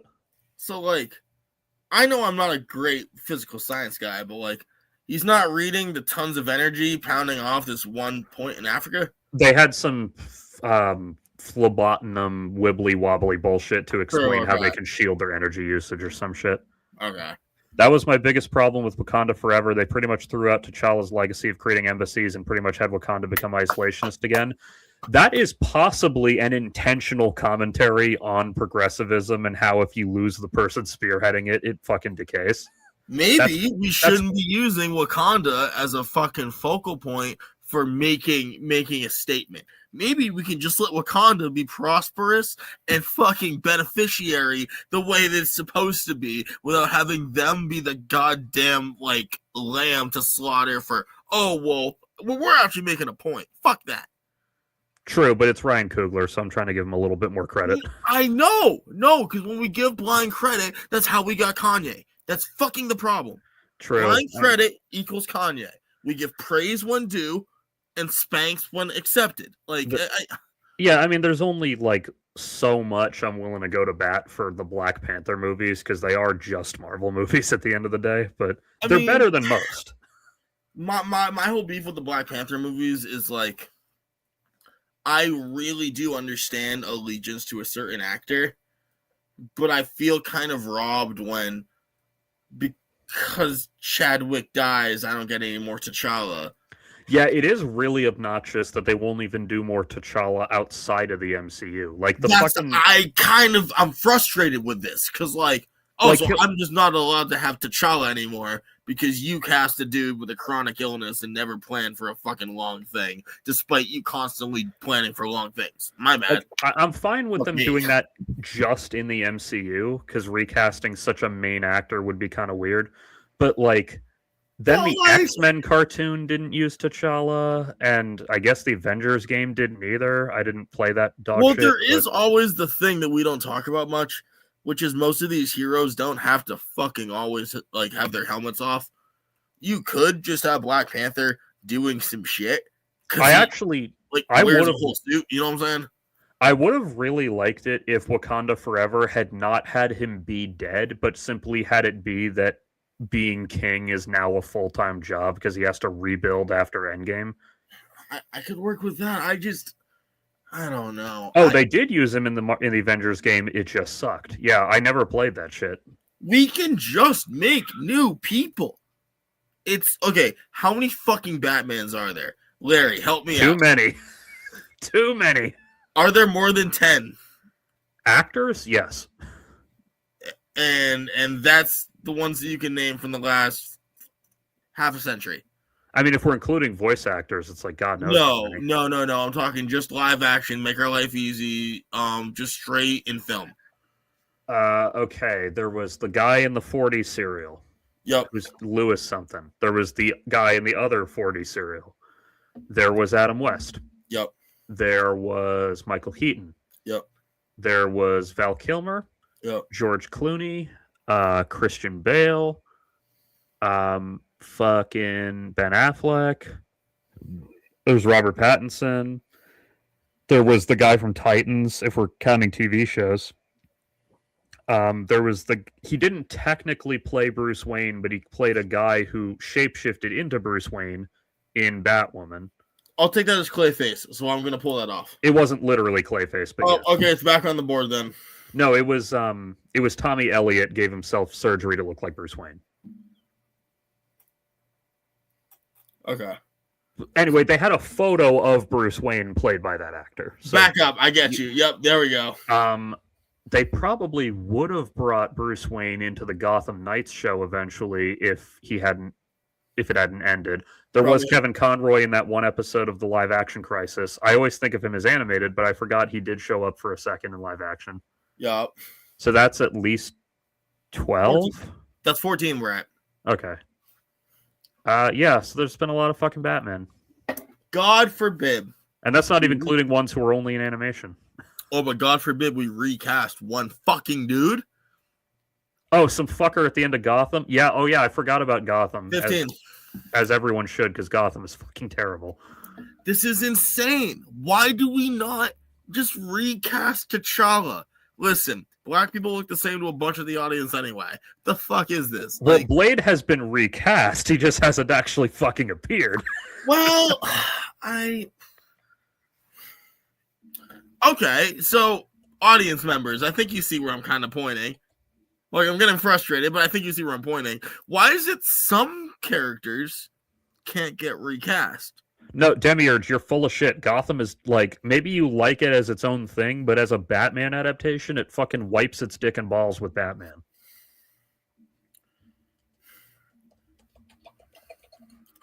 I'd say you might want to call it something else. It'd be better. It kind of borrows a lot from properties while not respecting them. That it's frustrating, I'd say. Gotham would have been great as a 10-episode miniseries. That's a fair point as well. Yeah, like that would have been awesome. Like fresh off the boat, Jim Gordon investigating the Wayne murders for 10 episodes. Like that would have been fucking tight. I mean, my personal pitch is just I know I'm going to be like that guy when I say this. Why do we have to give the Joker the blackest name ever? Oh, yeah. Jerome? Well, technically he wasn't the Joker, but yeah. No, shut up. He was the Joker. No, that's the Joker. We're not doing the stance. It's the Joker. Like, he's not. It's technically. You know, okay. It's really funny to go back in time, like, say, 80 plus years and look at, like, the names of characters or actors or whatever and see what are now considered really stereotypically black names on white guys. True. I mean, like how fun Tyrone Power from that Zorro movie, like a white guy named Tyrone Power. Yo, Tyrone Power sounds like the person that Republican congressmen are worried is gonna fuck your wife. Like, also, according to A.K. Hirsch, it is rumored that this guy might be the new Black Panther in some other new project. Wait, hold on. Is that Franklin Saint? Is that fucking Franklin Saint? Is that fucking? Oh my god, Frank! Oh wait, what? What? It is Damson Idris. No, that's Franklin fucking Saint, buddy. That's Frank. Oh my god. I don't know who Franklin Saint is, but I believe Snowfall. Did you not watch Snowfall? I did not watch Snowfall. It's okay. So it's literally about the CIA selling crack in LA. Oh my god. Oh, I remember hearing about this show. No, okay. Snowfall. I have the biggest love for this show, and the ending breaks my heart. In a good way or a bad way?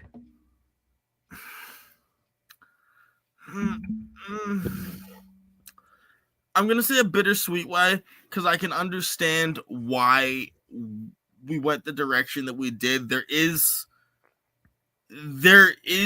a direction from a writing perspective. Oh, that's why I recognize this guy, because of Black Mirror. Okay. Yeah, but have you ever had an ending where like you're rooting for a character and you're like, I understand where you're probably gonna end up, but then he ends up somewhere else, and you're just like, you're not a good dude, but like, fuck, this is sad and it hurts. Isn't that basically what happened at the end of Breaking Bad? No. Wait, what? No. I don't know. There's a lot of people who were rooting for Walt to make it out of there. Wait, but hold on. Okay, hold on. Critical reception of people is bad. Walter succeeded. Oh yeah, he just died in the effort. He was going to die regardless. Well, I know. Spoilers for a show that ended 13 years ago, everybody. No, but like, no. But Walter's hiding out in New Hampshire, and specifically his cancer went back into effect. And the whole point was he was going to wait out and try to play his long game. He goes, there is no long game now. I'm going to die within 1 year. Fuck. Guess I gotta go do it all now. Time to break Jesse out of prison, set up a machine gun in the trunk, fucking find these neo-Nazis, set them up to die, and wipe them all out. He does all of that, and he does the most important thing. He goes to Gretchen and Elliot and says, no, you fucked me. You know. And they're like, well, no. You're giving all that money to my kids, motherfucker. Yeah. Literally, you're gonna give all the money to my kids tax free, bitch. Yeah. Like, I lost a lot of this, but I'm gonna save most of this back. Most of about the same sums going, which is really interesting if you look at it, because Walt kind of made a little even out considering how much he lost. But it is kind of sad to picture it though, because I could very easily picture like a few years later, Walter Jr. gets a check from Gretchen and whoever in the mail, and then just immediately throws it in the trash. one, the money's still there. Why? Two, his daughter will never pull the same bullshit as Walter Jr. And three, we don't talk about this enough. Fuck Walter Jr. Fuck Walter Jr. Fuck Walter Jr. What'd he do other than just be mildly annoying? Oh, well, there's the literal time that Skylar tries to stab Walter with a knife. He grabs the knife, pulls it away. Junior picks up the phone, calls the cops, and goes, "Hi, my dad just tried to attack my mom with a knife." And he's just like...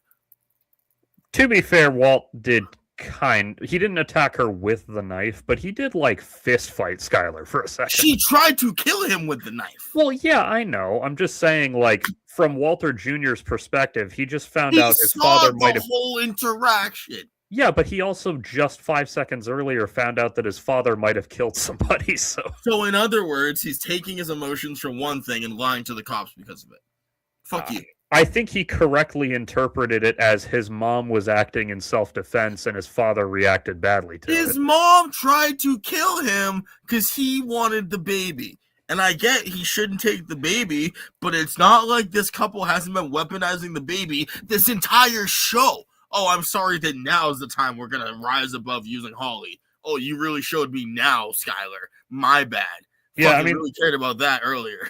I mean, Skylar's a little ruthless, but she's pretty, as A.K. Hirsch is pointing out, she is pretty unambiguously the victim in this situation. Okay. She's just a lady whose husband becomes El Chapo. Yeah. No. Okay. I'm first of all going to go on the record. I'm not going to be one of those dudes who's like, "Oh, Walter's right." We're not saying that. But Skylar's not the victim. In the first episode of this show, we are introduced to a man with a chronic illness. This man wants to deal with it his own way. She uses his connections, manipulates him into going to a party, and then pretty much begs them for money, says, "My husband won't accept it unless you frame it a certain way, so give him a job." There's no respect of boundaries. I understand that she is a victim of Walt. She is not the victim because she still makes this worse. She is not no one is blameless here. Yeah, it's called nuance, and most shows don't have it. Well, absolutely, but no one is blameless here. Like, Skylar is not some victim hanging out, having a great time, and like just dealing with all of Walt's problems. She has a lot of opportunities to not deal with it as well. And what happened when the money got thrown in her face? The entire attitude changes. Also, I do appreciate that they didn't go with the really obvious thing and have it end with her writing a book called Breaking Bad. I really thought part of Better Call Saul was going to have that as the epilogue. Yeah, I would have been okay with it in Better Call Saul, but in Breaking Bad, I mean, it wouldn't have nuked the ending, but I would have just been like, "Oh, yeah, there we go." Yeah, no, you're absolutely right. It couldn't have worked there, and also Skylar wouldn't have done it. It would have been Marie. She totally would have written Breaking Bad, how I lived as the sister-in-law to a murderer. It's true. I only said Skylar because they established in the first season that Skylar is an aspiring novelist. Skylar's a lot of things, and she quits a lot of things, which is fine, but I don't know. I understand where she's coming from there. She's trying to help him mend this bridge and stay alive with the family. Yeah, I mean, Skylar is a complicated character. I'm not saying I don't get it. I'm not saying I don't get it, man. She's dealing with a lot, and there's a lot on her plate, but I just think there's this current internet trend where first we had to deal with teaching people that Walter's the bad guy, which I get. Yeah. But then after, we're all like, now we got to teach people that you can't hate Skylar. It's like, well, no. You can if you hate everyone here. Yeah, it's just an overcorrection because the actress literally got like death threats for the crime Yeah, of I being a know, and that's not mildly fair. She doesn't unlikable deserve woman. that. She don't deserve any of that, man. I'm just saying Skylar, the character, is a complicated individual that we should maybe consider not as culpable as her husband, but not free of blame. That's all. Well, yeah, and that's ultimately why Walt fakes the phone call at the end. Exactly. She's like, I need to give you a cover, and that's fair. But that also is where I'm like, Walt gets it. They're both flawed and trying. Also, this isn't anything important, but I thought it would have been a nice but sad touch if when they call his son to the principal's office to take the call, if he had been referred to as Flynn Lambert and not Flynn White. I understand where you're going with this. I think the Flynn in and of itself is the hat. So Flynn Lambert is a hat on a hat. Well, true, but he'd been going by Flynn White before when he had a good relationship with his father. So, but it was who said it. Yeah, I mean, it's the character who previously wouldn't say Flynn. Oh yeah, it's not a problem. It just would have been kind of nice. Well, not nice, but like if you'd heard them call him Flynn Lambert, the audience would have gone, "Oh." Also, I'm not gonna lie, that's not how high school works. You were Mr. White's kid. You are Mr. White's kid. Like, wasn't he at a different school by then though? They were living in a different place, so he might have been at a different school, but maybe not. Well, wasn't he still going to school with Lewis? Maybe. It's been literally a decade since it's been a long time, man. Yeah. No, to be clear, I'm not one of those Skylar haters. I just think everyone on this show is a fucking villain, but I think Walter Jr. had a limited amount of knowledge, and I think he immediately picked a fucking side that was really unfair for him to pick. I mean, to be fair, if my mom tried to stab my dad, I would also immediately assume it was my dad's fault, so... Yeah, but that's because your dad is your dad. True. But also, I'd say if any of my parents tried to stab any of my parents, I'd side with the one who was not holding a knife. I did really like the touch that that Walter Jr.'s taking the bus again.